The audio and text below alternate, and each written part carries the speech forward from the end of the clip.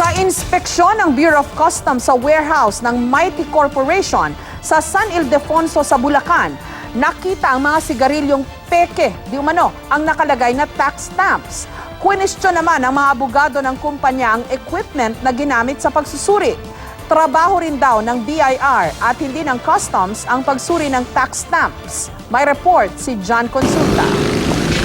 Tinangkapang harangin ng bantay ng warehouse upgrading team ng Bureau of Customs na papasok sa compound na ito sa San Ildefonso, Bulacan. Pero bago pa maisara ang gate, nakalusot ang team.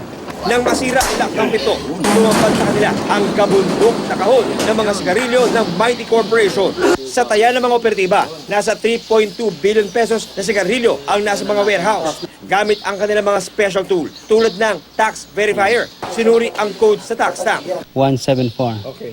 Yes. None. Done.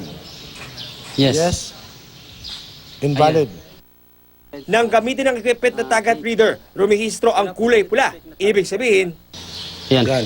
Pula. Ibig sabihin po, fake yung tax stamps. nang suriin ng ibang brand ng sigarilyo, rumihistro ang kulay green. Meron daw itong chemical na tagat at orihinal ang tax stamp. Definitely will determine who owns this warehouse, bakit nandito tong mga sigarilyong ito. They will definitely have a say in court para matigil natin yung ganitong pamimeke ng pag-smuggle ng fake stamps. Dumating ang isa sa mga abogado ng Mighty Corporation at iginit na hindi peke ang tax stamps ng mga sigarilyo ng Mighty sa warehouse na ito. Based on my observations, I can't tell if the results from those devices are accurate or reliable. Sa isang text message, iginit din ng legal counsel ng Mighty na si Attorney Siegfried Fortun, wala raw authority ang customs na mag-inspect ng excise stamp taxes dahil yun daw ay tungkulin ng BIR. Walaan niyang peking imported goods o smuggled na sigarilyong nakita sa loob ng warehouse.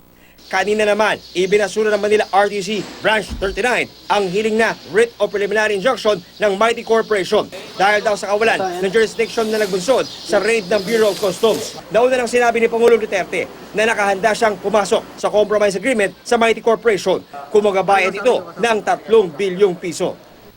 Magdadala ang mga tauhan ng Bureau of Customs ng samples ng mga kahon na ito sa National Tobacco Administration at Bureau of Internal Revenue para una, beripikahin kung authentic nga o peke ang mga tax stamps na nandito at ikalawa, kung bayad ang mga buwis ng lahat ng sigarilyong nasa loob ng warehouse na ito.